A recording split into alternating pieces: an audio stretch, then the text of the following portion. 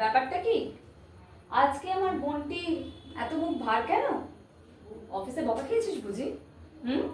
জানিস আজ কি হয়েছে? অফিসের মিটিংয়ে আমি একটা খুব সুন্দর আইডিয়া প্রেজেন্ট করবো ভেবেছিলাম, কিন্তু আইডিয়াটা শোনার আগে বস আমার আইডিয়াটা নিল না। বলল আইডিয়াটা নাকি পরে শুনবে।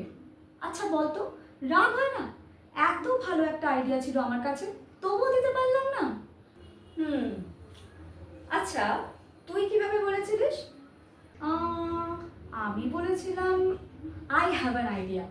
না, তোরটা ভালো, তবে ইমপ্রেসিভ ওয়েতে বলতে গেলে তুই এইভাবে বলতে পারিস, I would like to propose a suggestion that could improve our results.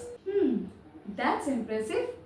আচ্ছা তুই আমাকে বল, তাহলে আমরা এইটা কি করে বলবো যে দিস ইজ গুড?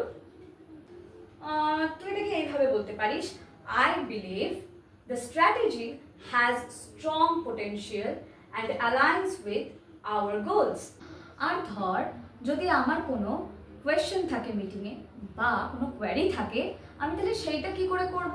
মানে সেটাকে ক্ল্যারিফিকেশন করব কি করে? হ্যাঁ, তুই এটাকে এইভাবে বলতে পারিস, could you kindly elaborate on that point a bit further? আর ধর যদি সাজেশন দিতে হয় তখন? You can say, may I suggest exploring an alternative approach to enhance efficiency? যাক বাবা, মিটিংয়ের জন্য সমস্ত যা যা আমার জানবার ছিল তা আমি তোর থেকে জেনে নিয়েছি, আর আমার কিছু জানার নেই। এবার আমি আসি, বুঝলি? টাটা।